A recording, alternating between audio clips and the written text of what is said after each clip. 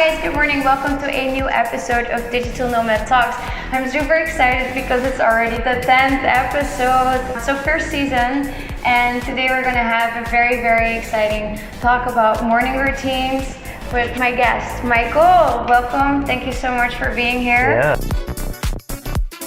I spent about 5 years in the Marine Corps as an intelligence officer. I also did some combat conditioning coaching and martial arts instructing as well. So I have like a pretty good fitness background as well as kind of like the discipline aspect of what comes from the military. My position when I was in the military, I had a lot of younger Marines underneath me that I was essentially coaching, mentoring to make sure that they, didn't beat anybody up on the weekends or didn't get arrested or didn't drink too much. Like these types of, there was also the work aspect, but it seemed like the what you do in your free time aspect overrode that quite often. So I was doing a lot of coaching with these kids, and when I left the military, I just naturally gravitated towards that again. Started coaching people, I'd say about 2.5 years ago. And for how long have you been like living this nomadic location independent lifestyle? Officially 2.5 years, where I've been in Bali for the majority of that. But my previous job when I was in the military, I lived in Japan. And I was location independent there as well. So I lived there for 3 years, but half of that time, 1.5 years, I was in 15, 16 different countries. Oh, wow. So I've been doing this for, 8, 9 years now, but as an entrepreneur, digital nomad, only technically 2.5 years. Oh, wow, that's pretty cool. You're basically like a content creator, as in you write articles. And then you're launching a fitness program, right? And then you also do some fitness coaching online, or? Correct, yeah. Okay, cool. Yeah. I started with personalized coaching, so one-on-one coaching as my big ticket item. And I still do that, but since then I've started working in some group models where it's a cheaper price, more people, obviously less personalized attention. And then now I'm getting paid to write. So when it comes to like morning routines, so this is one of the topics that you're kind of like specializing, right? Yeah. Where to begin? The way that I like to think about it is actually starting the night before. So let's say that you know that you want to wake up at 9 a.m. or 8 a.m. I always tell people that I work with to ensure that you get to bed 8 hours before that, so that you can actually wake up at that time and not make an excuse. Because one of the most common excuses that I get from people is that, oh, I didn't get enough sleep, so I just kept sleeping in, or I hit the snooze a bunch of times, and then they don't want to get out of bed. And then very quickly, you have things to do every day, so it gets closer and closer to that time when you need to start doing the first thing, and the closer you are to that time, the less likely you are to do your morning routine. First off, I have people put their phones further than an arm's distance from their bed. So when your alarm goes off in the morning, you have to actually get out of bed to turn it off, which is like trick number one.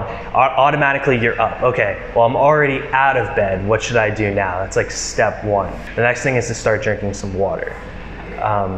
When we sleep, especially if you're in an air-conditioned room like we are now, you lose a lot of water just from breathing and potentially sweating at night in your sleep. So even though we have to go to the bathroom typically first thing in the morning, we're already kind of in a state of dehydration.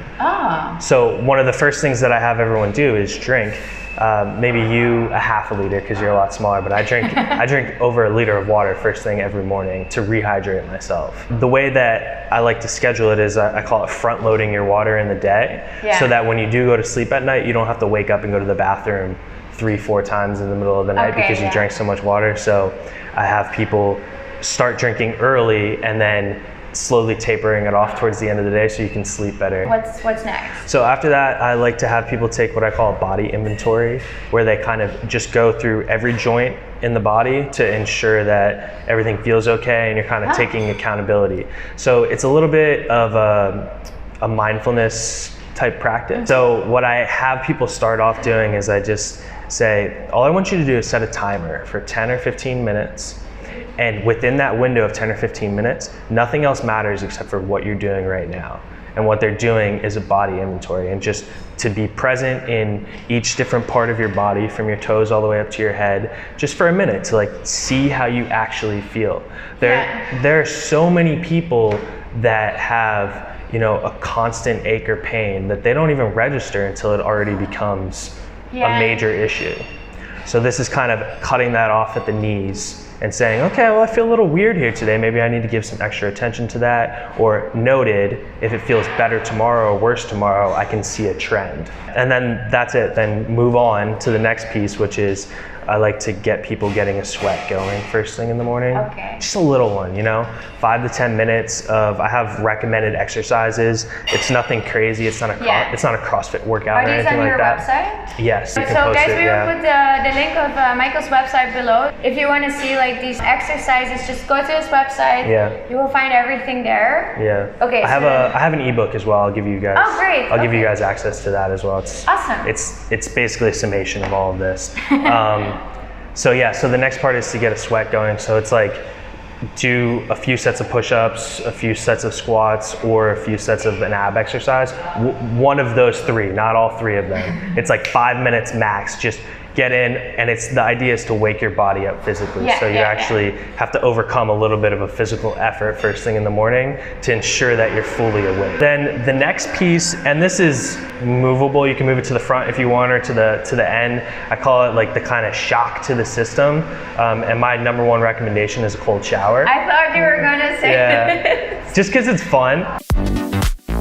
Number one, I already mentioned, is actually getting out of bed. Yeah. Other big challenges is people start to look at it as this thing, this whole big thing that they need to accomplish every morning. And I really urge everyone to look at it as individual events. And if one day you only get through the first event, or 2 or 3 of them, it's still a win. It's still better than doing nothing. Exactly. It's still better than, and having the intention is enough to usually spur people along for a long period of time. It doesn't matter if you do it a year in a row, a month, a week, or one day. You're getting some benefit out of it, and the benefits build, but they don't just all disappear if you miss a day. Just roll right back into it the next day when you're ready. I would choose a place that you want to do it. If you sleep by yourself, it's easy. You do it in your bedroom first thing when you wake up. But a lot of digital nomads might be staying in communal living environments, or maybe they're sharing a room or a bunk with somebody, or maybe you have someone that you sleep with. So it's not a great idea to do that right next to them first thing in the morning if they're trying to still sleep. So I say, find a balcony or another room or something. I go into the next room when I do mine in the morning. Otherwise, I like to have people put their phones on airplane mode before they go to sleep. That way, when you wake up and you turn off the alarm, you don't have 50 notifications. Because that steals your attention right away. So airplane mode at night, nobody's gonna contact you, and you should have your phone on silent at the least anyway. Number 3 is to fill up your water bottle the night before as well. Okay. For whatever reason, and I experienced this as well, it's like the hardest thing in the world to fill up a water bottle first thing in the morning. You don't want to do it. It's like immediately, I'm going back to bed, forget it. So those are the 3 things that I would say to consider. Over time, it starts to kind of roll in. You start to look at the day as a series of events that you can plan for. So I know now when I come into work in the morning, I try to get there at roughly the same time every morning. Okay, here's the 3 things I need to do. Check my email, check Slack, check another notification system that I have. Check those things, and then once those are clear, I can roll into the next thing. And it just helps me systematize my day a little bit better, which I know a lot of entrepreneurs and digital nomads are really into. Like, how can you hack your day, or how can you turn it into like this 5 things to do for productivity? And I found that it really just kind of primes my mind for thinking like that. Okay, do these 3 things, and then I have a free creative space for writing. Rather than bouncing from task to task to task to task, or having 15 things open at once. I'm a lot more systematized. I kind of think I already, I've even found that myself, that I'll go maybe a couple weeks or a month or two where I don't do it, shake off the rust and go right back into it when I need to, is a definite win. And slowly over time, the cycles of me not doing it have gotten shorter and shorter. I can tell the difference in my life and in my body and in my productivity because I know it's better for me, and it makes my work better. I can see it in my writing. Because I'm writing every day, I can actually tell how much sleep or how well rested or how awake I was just by the content that I'm putting out. The body inventory that in the morning routine, that starts the process. So if you're totally unaware and have no idea about goals or your body or health or anything like that, just start with those simple steps, and eventually it starts to grow from there. Because you can't just roll into this whole big new thing tomorrow. Start small, start 1 step, 2 steps, and then eventually it turns into something. Okay. So what is for you the most controversial thought about this whole happening? I didn't get into this thinking I'm going to be a digital nomad and travel around. So I'm kind of like, I'm looking at things from a different point of view, I think, than most people. And what I find the most frustrating is I work out of a local co-working space here, and some people, it's like they never even left their day job, So you want to travel, you want to live differently, you want to see different cultures, but if you're sitting at the computer for 12 hours a day, working exactly how you did then, with looking at the world through the same lens with the same problems, this is Bali. This is literally the most beautiful place on planet Earth. And the complaints I hear coming out of some of these people's mouths make it seem like they live back in my hometown, and everything's gray and it's snowing and raining every day. Exactly. I think it's like also a nomad trap that a lot of people think like, oh, it's just like super easy and it's fun, and then you sort of like grow into work, especially when you are not successful yet in making money, so you need to work a lot, and then everyone is working a lot, and then getting out of that kind of feels controversial, so you keep on working, plus Saturdays, plus Sundays, plus evening events, which is networking is also working in a way. You just end up working the whole time. Exactly. And you don't see anything of Bali, especially here in Dojo where we are, like the beaches, right? Like right there. The number of people without a tan that work there is ridiculous. The sun's out every day. We should count like the people in Dojo with a tan and without. That would be super funny. We're at the last question of this interview. I don't know what you're gonna ask, so bring it on.